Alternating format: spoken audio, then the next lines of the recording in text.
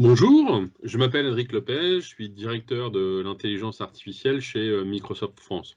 Aujourd'hui, je vous propose un webinar autour du sujet de l'intelligence artificielle et la culture d'entreprise. Comment favoriser une culture d'entreprise qui permette de passer l'intelligence artificielle à un niveau stratégique dans son organisation.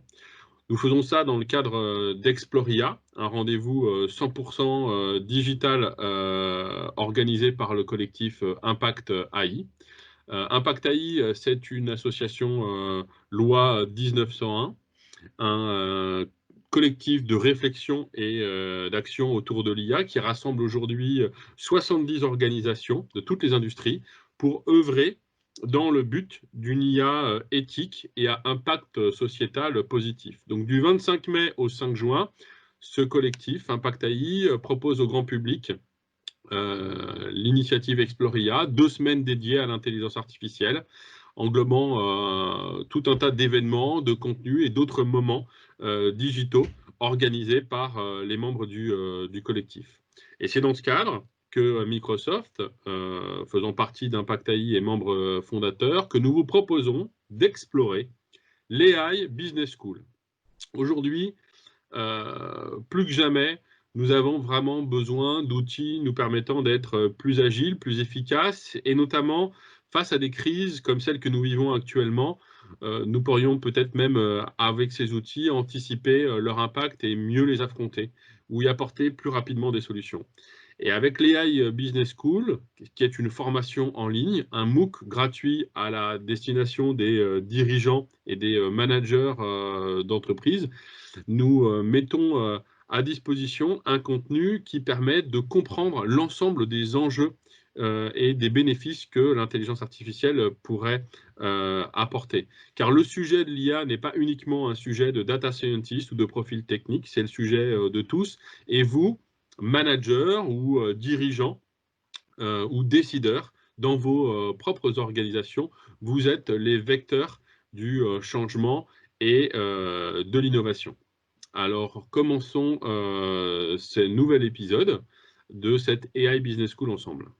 Avant d'entamer ce nouvel épisode, juste pour rappel, à l'occasion d'Exploria, on décline 5 épisodes de l'AI Business School, pardon, pour vous donner un certain nombre de clés d'utilisation avec des cas d'usage, avec des sujets autour des enjeux éthiques, autour de la stratégie. Et aujourd'hui, nous allons parler culture d'entreprise. L'ensemble des autres piliers et webinars sont disponibles en replay ou à venir pour ceux qui n'auraient pas suivi les premiers. Nous communiquerons dessus. Rentrons tout de suite dans le vif du sujet. Parlons donc IA et culture d'entreprise. Commençons tout d'abord par quelques chiffres. En fait, on a mené un sondage sur un ensemble d'entreprises qui avaient un niveau d'adoption de l'intelligence artificielle assez élevé, ce que l'on voit ici mentionné dans le slide comme leader de l'IA. Et en fait, le premier constat que l'on peut faire, c'est qu'un des facteurs de clé de réussite, c'est bien entendu d'avoir une approche holistique de l'intelligence artificielle, de maîtriser son implémentation, certes, mais surtout de favoriser son adoption et d'avoir une organisation favorable à l'intelligence artificielle. Ça ne se résume pas à des cas d'usage ou à de la technologie, c'est avant tout une transformation, et une transformation des processus, ça passe par une transformation de l'organisation et de la culture et des hommes et de beaucoup de conduites du changement. Alors, rentrons dans le sujet sur comment favoriser cette culture liée à l'intelligence artificielle et qu'est-ce que ça veut dire et quelles sont les qualités d'une culture favorable à l'intelligence artificielle. De notre point de vue, voici les 3 prérequis pour développer une culture favorable à l'intelligence artificielle. Le premier élément, c'est d'être et d'essayer de devenir une entreprise data-driven, une entreprise pilotée par la donnée. Alors, on rentrera dans le détail de ce que cela veut dire d'être data-driven pour une organisation, pour une entreprise. Ensuite, le deuxième pilier important, c'est de favoriser l'autonomisation de ses collaborateurs autour des sujets d'IA et leur inclusion dans les processus de transformation ou dans les cas d'usage qui vont permettre cette transformation et l'arrivée de l'intelligence artificielle, la transformation que l'intelligence artificielle va permettre à vos processus, à votre propre organisation. Et ensuite, la dimension responsable dans le sens éthique.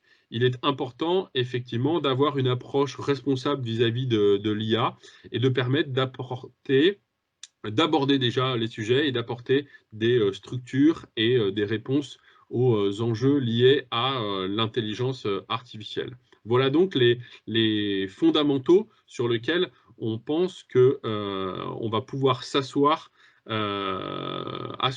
une culture favorable à l'intelligence artificielle si nous les mettons en place dans l'organisation ou dans l'entreprise.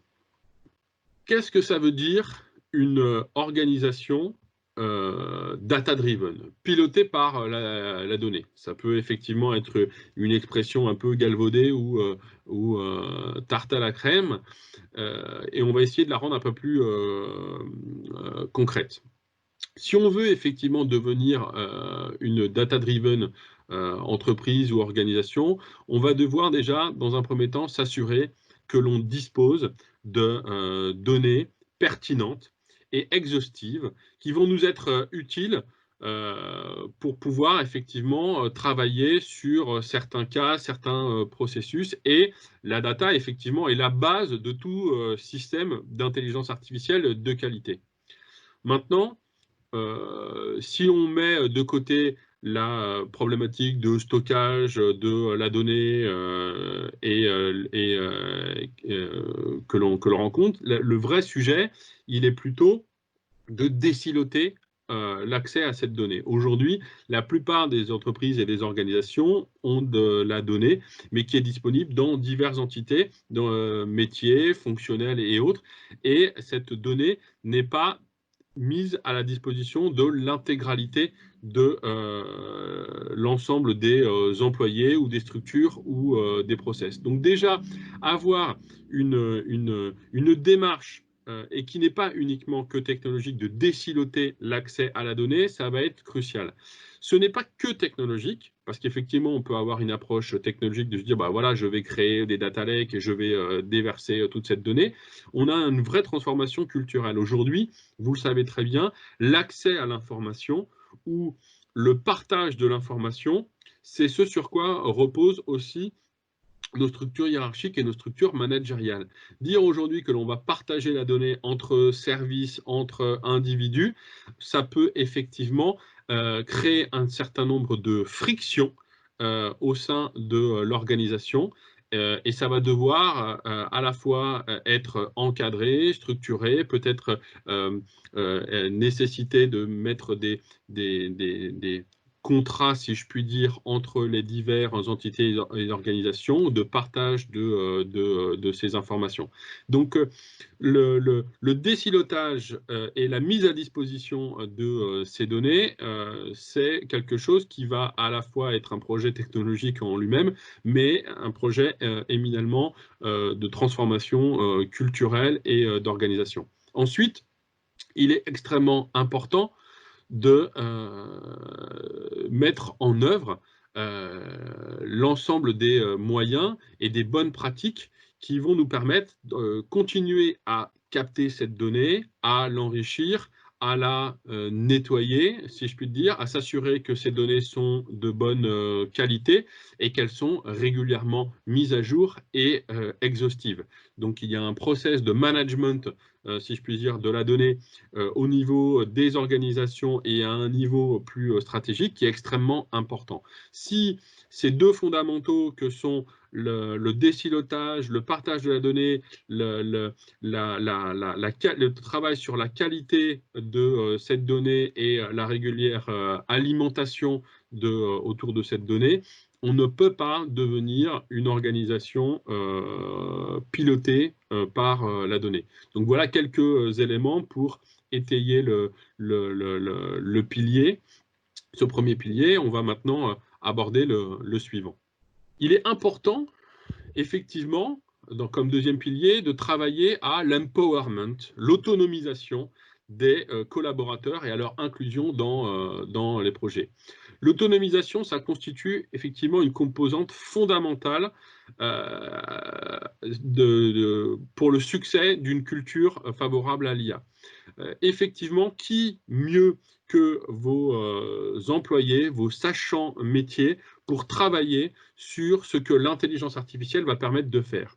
C'est bien d'avoir des équipes techniques qui sont également sachants, qu'il va falloir faire monter en compétences, mais c'est également crucial de pouvoir les faire travailler avec vos équipes métiers. Or, ce que l'on rencontre dans la plupart des projets, c'est que d'un côté, on a des personnes qui vont connaître la technologie ou qui vont savoir manipuler la donnée, mais qui n'ont pas de compréhension assez fine de la pertinence métier par rapport à ce que le cas d'usage va pouvoir proposer, la valeur que va pouvoir proposer la technologie ou la signification de ce que va ressortir un modèle algorithmique. Alors que de l'autre côté, on a une certaine expertise métier, une expertise terrain de vos employés qui, eux, sont peut-être pas familiers avec ce que permet la data science ou ce que permet l'IA pré-entraînée. Mais cette collaboration avec un langage commun, avec un objectif commun et avec une valeur commune sur ce que l'on souhaite obtenir est extrêmement important. Donc avoir effectivement des personnes qui sont impliquées au plus tôt dans la réflexion, dans la conception, dans la mise en œuvre et ensuite dans l'adoption des outils ou des cas d'usage de l'intelligence artificielle, est extrêmement important. Maintenant, c'est également important d'avoir une culture qui permette cela, une culture qui permette, qui soit liée sur la confiance, sur le partage d'informations, sur la collaboration entre services, et pas que services techniques et services métiers, mais entre divers services métiers. On va donner des exemples, effectivement, on va voir que le service marketing et le service commercial et services financiers pour certains projets vont devoir travailler ensemble. Et puis, il est important de mettre à la disposition de l'ensemble de ces collaborateurs les ressources et les technologies assez simples qui vont leur permettre d'être force de proposition et d'être inclus dans ce processus de transformation. Donc, on a une réflexion à avoir, à mettre en place vraiment des équipes pluridisciplinaires qui vont inclure à la fois des data scientists, pourquoi pas, ou des développeurs, des employés de l'entreprise, des personnes plus directement concernées par la partie métier, et puis également l'ensemble de la structure managériale qui les accompagne. De notre point de vue, il est également important sur ce troisième volet, pour une culture favorable à l'IA, de développer une approche responsable de l'intelligence artificielle. L'IA a effectivement un potentiel incroyable d'innovation ou d'apport positif. Maintenant, il y a un certain nombre d'écueils ou il y a un certain nombre de garde-fous à mettre en œuvre quand l'on va concevoir, utiliser et faire vivre des systèmes qui intègrent l'intelligence artificielle. Donc, en même temps que l'on travaille à sa transformation culturelle pour favoriser le côté data-driven et l'empowerment des collaborateurs, leur autonomisation, il est important que tout un chacun ait une culture sur les enjeux d'une IA responsable et qu'est-ce que cela veut dire d'un point de vue éthique. Ça fait l'objet d'un pilier à part entière de l'AI Business School, d'un webinar. Je ne rentrerai pas dans le détail de cette partie-là. Je vous invite à vous y référer. Mais c'est un des trois éléments qui nous semblent importants pour favoriser une culture favorable à l'intelligence artificielle. Et comme toute transformation, surtout quand il s'agit d'une transformation culturelle de cette envergure, le management, le leadership doit insuffler cette dynamique, cet enthousiasme et être plus qu'impliqué et sponsor et piloté tout en faisant preuve d'agilité, de réactivité et d'initiative pour anticiper, entamer pardon, cette transformation. Alors, si l'on travaille sur ces trois piliers favorables à une culture liée à l'intelligence artificielle, ou en tout cas une culture qui va permettre l'arrivée de l'intelligence artificielle, il est extrêmement important d'avoir une approche solide de la gestion du changement. Et là, loin de moi de vous faire un cours sur la conduite du changement, mais je vous propose ici un modèle ADKAR, donc, qui sont les diverses phases de conduite du changement pour tout projet, avec effectivement la partie sensibilisation, désir, connaissance, aptitude et renforcement, qui sont des phases par lesquelles il faut passer pour favoriser la conduite du changement. Et je vais essayer de vous illustrer cela dans quelques exemples concrets. Alors, avant de les illustrer sur des exemples, juste quelques éléments. Effectivement, voilà quelques assets ou actions que vous pourrez mettre en œuvre et qui vont jouer sur tout ou partie de ces phases du changement ou favoriser ces phases du changement, que ce soit dans vos plans de communication, que ce soit dans des exercices ou des sessions de coaching ou de formation, que ce soit dans la mise en place d'exec sponsoring ou de parrainage et autres. Voilà les divers outils dont vous allez pouvoir bénéficier quand vous allez vouloir favoriser le changement. Et puis, je vais vous les illustrer à partir de certains nombres de cas. Alors, ces cas, je vous les propose à travers notre propre expérience. Parce qu'effectivement, on a dû nous-mêmes travailler avec nos employés à avoir cette culture favorable à l'intelligence artificielle. Donc ici, vous avez quelques exemples que vous retrouverez intégralement sur le MOOC AI Business School, que ce soit pour les processus finance, vente, marketing et service client. Moi, je vais vous en détailler que quelques-uns et assez succinctement pour vous donner les clés de ce que l'on a pu et notre retour d'expérience de ce qu'on a pu mettre en œuvre pour favoriser la mise en œuvre de l'intelligence artificielle dans cet aspect conduite du changement et culture. Alors, le premier exemple que j'ai envie de partager avec vous, c'est un exemple qui est lié à la finance. Aujourd'hui, chez Microsoft, il est nécessaire d'avoir à peu près 1 millier de personnes qui travaillent 3 fois par semaine pour les processus liés aux prévisions de chiffre d'affaires. C'est une équipe d'analystes financiers, qui crée les prévisions ultra précises. Et on a détecté qu'il pouvait y avoir effectivement des erreurs humaines et qu'on avait des prévisions qui avaient une variance de 2 à 3%.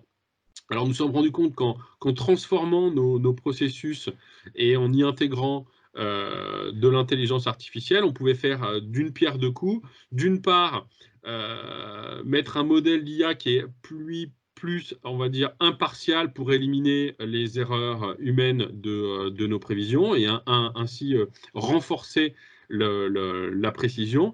Et également, en automatisant les processus de prévision, on pouvait libérer du temps pour les employés, en l'occurrence ce millier de personnes, et donc leur permettre de se focaliser sur des activités à haute valeur ajoutée. Maintenant, si on rentre un peu plus dans le détail de ce que l'on a mis en œuvre, je vais vous montrer une capture d'écran. Voilà, on a mis en place un outil qui s'appelle Commercial Predict, où les utilisateurs peuvent obtenir des résultats sur demande via un tableau. Et on peut effectivement avoir pas mal d'analyses de performance dans chaque domaine, dans chaque référence spécifique, avec un niveau d'information extrêmement pointu. Et on est passé de 3 à 1,5% dans nos prévisions de vente. Donc ça, c'est le résultat extrêmement positif. Mais ce qui est intéressant de partager avec vous, c'est que ce projet ne s'est pas mené sans un certain nombre de freins et de problématiques qu'il a fallu adresser pour pouvoir mettre en œuvre ce modèle et ces outils. Et donc, sur cet exemple, on a travaillé sur 2 piliers. Pour faire très simple, il a fallu, dans un premier temps, travailler à la sensibilisation de nos collaborateurs. Quand vous annoncez à des analystes financiers avec beaucoup d'années d'expérience que des modèles de machine learning vont pouvoir faire des choses de manière beaucoup plus précise, en tout cas avec moins d'erreurs, à leur niveau, surtout en tant qu'experts, on a un frein à l'adoption, en se disant comment un modèle algorithmique peut être meilleur que moi qui ai 15-20 années d'expérience. Donc déjà, comment travailler sur cet aspect-là?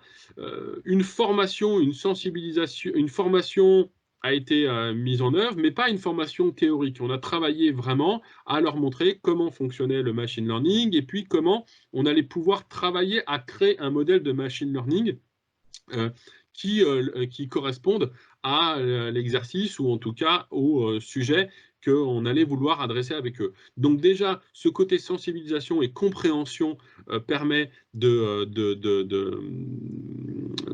rendre les personnes beaucoup plus accessibles, en tout cas perméables à l'intelligence artificielle. Et puis, le deuxième volet, c'est la partie désir. Et il a été effectivement important de travailler avec ses collaborateurs à se dire, mais pour identifier le cas d'usage, ce sur quoi ils auraient aimé que l'intelligence artificielle leur rende service. Et le premier processus qui a été nommé, qui était pour eux effectivement le plus douloureux, car consommateur de temps et n'ayant relativement que peu de valeur vraiment, si je puis dire, business, ça a une valeur sur le process, hein, la prévision, mais un peu décorrélé de l'intelligence qu'il pourrait apporter en étant proche du business, c'était effectivement le processus de prédiction.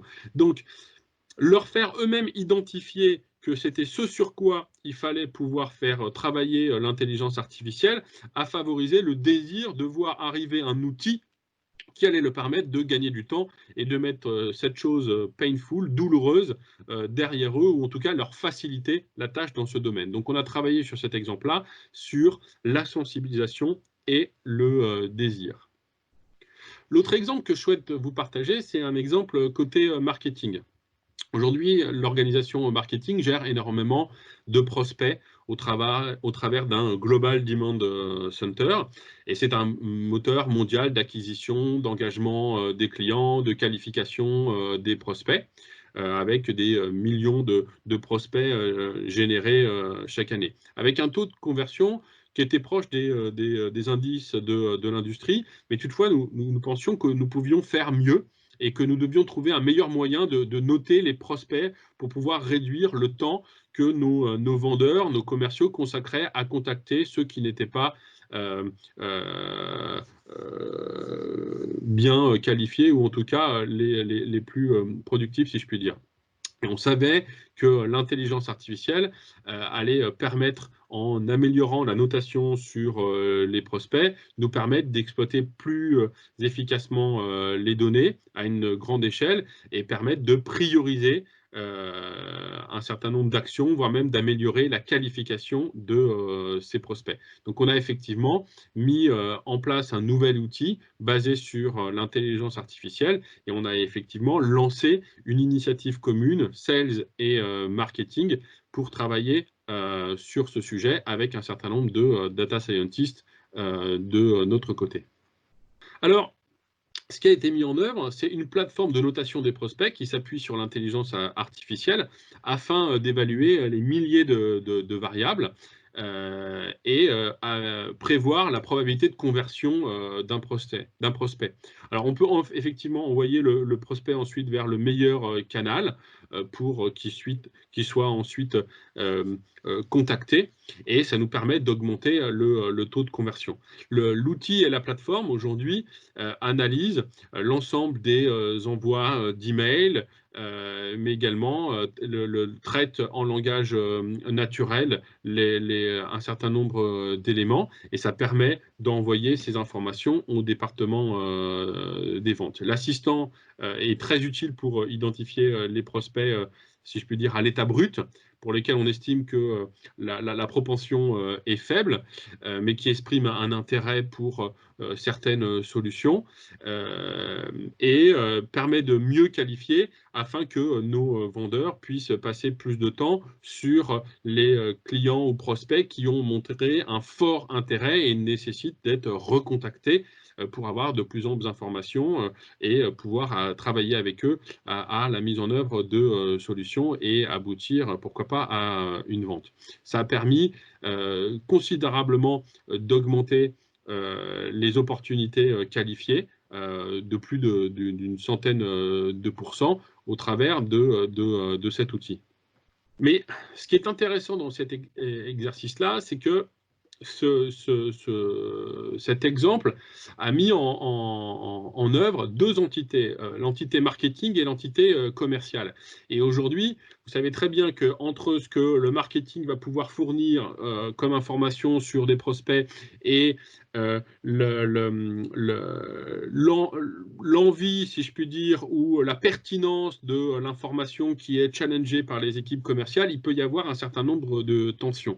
Donc avoir un leadership, un management de chaque côté des organisations, côté sales et marketing, qui décide de prendre en main le sujet et de, en toute transparence, regarder comment améliorer les choses et, si je puis dire, poser sur la table à la fois le fait que les commerciaux doivent traiter les prospects et donner de l'information sans rejeter systématiquement le prospect en disant il n'est pas assez qualifié, mais pouvoir donner les bonnes informations pour que le marketing réenrichisse et requalifie le prospect, et donc avec cet outil d'IA. Et de l'autre côté, mettre en œuvre les bonnes structures technologiques, mais également d'échange, c'était extrêmement important. Donc la clé, c'était vraiment d'avoir un leadership et un management très impliqué dans la transformation et dans la collaboration entre sales et marketing.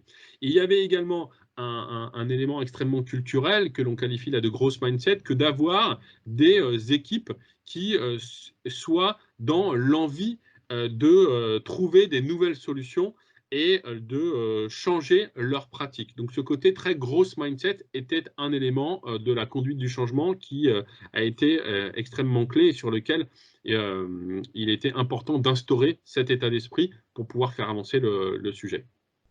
Alors on a un autre exemple aussi sur le service client. On a utilisé l'intelligence artificielle pour aider à qualifier l'ensemble des informations que l'on reçoit sur les personnes qui souhaitent avoir du support et auprès desquelles il faut que nous apportons une réponse qui est assez intéressante et sur lequel on a là travaillé sur deux autres piliers. Je ne rentrerai pas plus dans le détail, mais je vais vous les énoncer. Sur cet exemple de centre d'appel, en fait, effectivement, il était important, quand on a mis un agent d'analyse de sentiments pour comprendre aujourd'hui où étaient les problématiques de nos clients sur les millions d'informations et de cas remontés et de qualifier ceux qui avaient une réponse en temps et en heure ou ceux qui généraient une réouverture du cas ou de l'incident ou de la problématique, et afin de mettre de la recommandation. Là, il a été important de travailler sur la résistance au changement parce que nos téléconseillers, effectivement, voire un outil d'analyse et de recommandation, pouvaient effectivement avoir le sentiment d'être épiés ou d'être dépossédés de certains éléments de décision. Donc, les impliquer très tôt avec effectivement cette notion de coaching sur la création du modèle et la valeur que ça devait apporter et comment résoudre et quelles étaient les informations pertinentes que le modèle devait analyser dans l'ensemble des cas clients, mais également ce coaching en disant voilà, s'il y a une recommandation qui est faite et une analyse qui est faite par le moteur algorithmique et par l'IA, comment t'en saisir, comment prendre les bonnes décisions et comment toi aussi tu peux réenrichir et apporter de la valeur pour que derrière la recommandation soit plus pertinente si tu trouves qu'elle ne l'est pas. Et effectivement, créer une boucle vertueuse entre la création de l'outil, la valeur qui l'en apporte et le changement de process et de mode de fonctionnement en disant, bah voilà, je peux m'appuyer sur cet outil pour être plus efficace dans ma gestion des cas clients et me consacrer sur les cas complexes ou améliorer ma manière de répondre aux clients. Alors, j'ai essayé là, dans ce slide, de résumer beaucoup d'apprentissages que l'on a eu dans un certain nombre de cas, que nous avons rencontrés côté Microsoft, mais avec également nos autres clients. Je ne pourrais pas vous les détailler tous, mais si on devait en retenir quelques-uns, c'est effectivement important d'encourager ses employés à innover et de les intégrer dans ces processus, de maximiser la valeur que vos applications d'IA vont apporter. Et parfois, si vous avez commencé à mettre en œuvre un agent, par exemple, conversationnel à un endroit de votre processus, de réfléchir, est-ce qu'il continue à avoir de la valeur ou est-ce qu'il ne faut pas le déplacer à un autre endroit du processus ou faire évoluer ce que vous avez mis en œuvre. Commencer petit sur des applications simples pour pouvoir ensuite tester l'adoption et obtenir l'assentiment de l'équipe pour ensuite la démultiplier et l'industrialiser, ça c'est une clé qui est extrêmement importante. Et c'est également aussi important de pouvoir avoir les bonnes données et adapter les pratiques en termes de données au fil du temps. Si je reprends l'exemple tout à l'heure de la partie sales and marketing, on s'est aperçu que beaucoup de prospects étaient disqualifiés et rejetés par nos équipes commerciales quand elles arrivaient, et assez rapidement, si je puis dire, et en mettant des informations qui n'étaient pas forcément véridiques. Donc, retravailler sur les process internes et sur la conduite du changement afin que les vraies bonnes informations soient saisies dans le CRM ou dans les outils pour qu'elles soient vraiment après utilisées pour enrichir vos modèles. C'est extrêmement aussi important de mettre en place l'accompagnement nécessaire dans cette conduite du changement et d'adopter les bons outils d'intelligence artificielle en fonction de vos cas d'usage.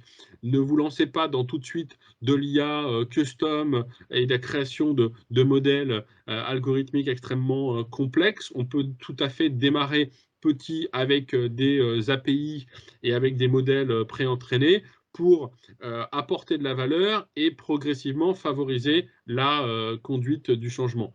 Et puis, apprendre en continu, réenrichir en continu. On n'est pas dans un effet tunnel quand on crée des modèles d'IA ou quand on crée un projet IA. Il faut très rapidement, si on est dans de la création de modèles, le mettre dans les mains du business et être dans une démarche de MLOps, un peu comme le DevOps, mais sur le machine learning, et avoir une approche holistique également de l'intelligence artificielle, mais on en a parlé dans la partie stratégie, et pas uniquement liée à un cas d'usage, avec une implication, bien entendu, forte du management et un leadership qui accompagne cette transformation. On est allé un petit peu vite, peut-être en 30 minutes, pour traiter tous ces sujets de conduite du changement. Mais merci d'avoir suivi cet épisode sur la culture et l'intelligence artificielle lors de cette semaine sur l'AI Business School. Vous pouvez retrouver ce webinaire en replay. Vous pouvez creuser certains sujets que j'aurais abordés vraiment très rapidement dans le temps imparti sur le site de l'AI Business School. Et n'hésitez pas à repasser les replays, à aller sur l'AI Business School. Et puis, si vous le souhaitez, on est également à votre disposition pour vous aider à mettre en œuvre des formations présentielles si vous le souhaitez, sur cette AI Business School. On va peut-être maintenant passer à la partie questions. Allons-y pour les questions.